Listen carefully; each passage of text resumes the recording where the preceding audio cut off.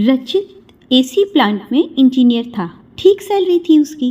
रीति, उसके मित्र, दोनों जल्दी ही शादी करने वाले थे। परंतु एक दिन रीति ने बिन कुछ बताए, बिन कुछ कहे किसी और से शादी कर ली और शहर भी छोड़कर चली गई।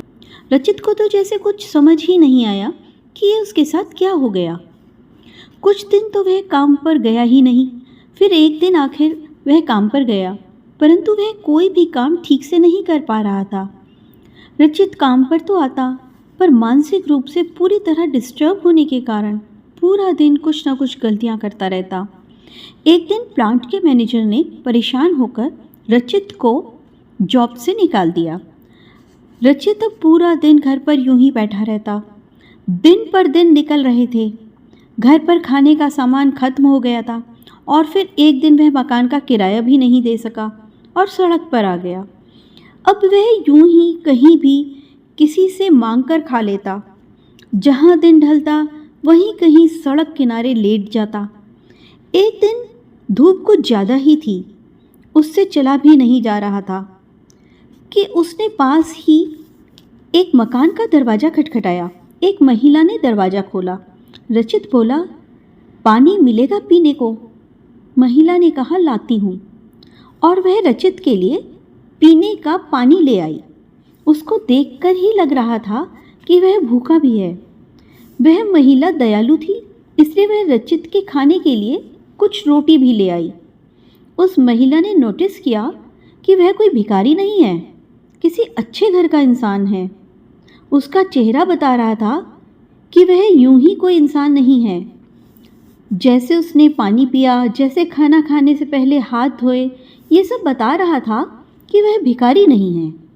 अचानक उस महिला ने पूछा, पढ़े लिखे हो? रचित बोला, हाँ, इंजीनियर हूँ।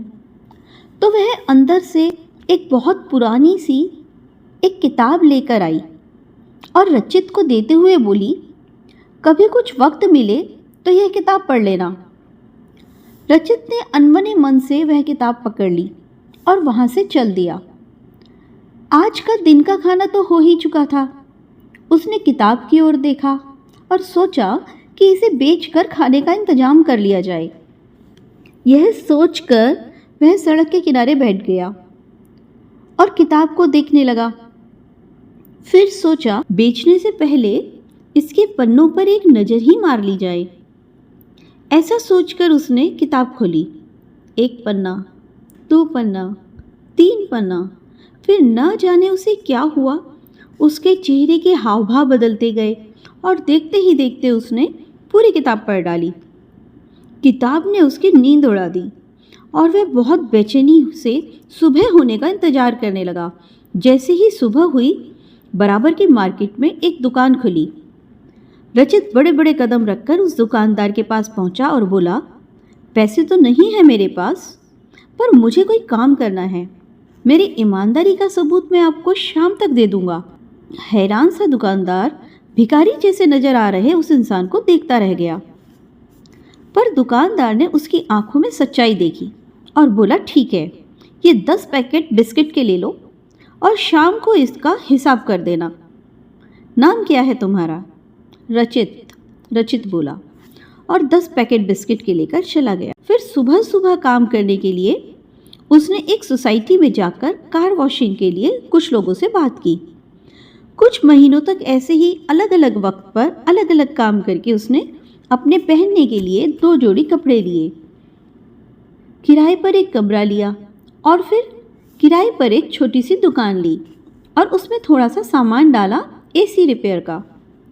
रिपेयर का काम उसका इतना अच्छा था कि जो एक बार उससे काम कराता वापस लौटकर उसी के पास आता। काम अच्छा चल पड़ा था रचित का। कुछ दिन बाद उसने अपना एक मकान खरीद लिया।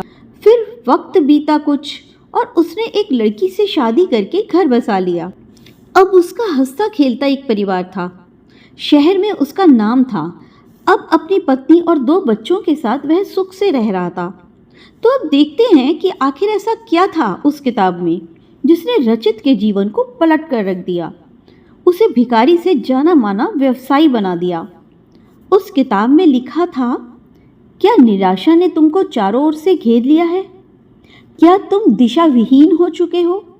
क्या तुम्हारा अब कोई भी अपना नहीं है? क्या तुमसे समय रूठ गया है? क्या तुम अपनी जीविका भी नहीं चला पा रहे हो और अपनी जरूरतों के लिए तुम्हें दूसरों का मुंह देखना पड़ता है? क्या तुम्हें जब तब अपमान तिरस्कार का सामना करना पड़ता है? क्या लोग तुम्हें दया या घृणा से देखते हैं क्योंकि तुम आज बेरोजगार हो? तो क्या तुम्हें तुम्हारे घर परिवार बीवी बच्चों ने छोड़ दिया है और तुम्हारा कोई अपना नहीं है? क्या दुख ने और घोर अवसाद ने तुम्हें किसी काबिल नहीं छोड़ा? तो अब तुम मुझे अपना समझो, अपना शुभ चिंतक समझो। बस मैं जो तुम्हें दे रहा हूँ वह जादुई यंत्र तुम्हारा जीवन बदल कर रख देगा। आज से समय तुम्हारे लिए सबसे मूल्यवान हो जाएगा। आज से तुम समय की कद्र करोगे। मात्र समय की कीमत समझने से तुम्हारे पास एक अच्छा रोजगार होगा, फलता फूलता परिवार होगा, अपना घर होगा। जो आज तुम्हारा तिरस्कार करते हैं वही तुम्हारा मान करेंगे, सत्कार करेंगे।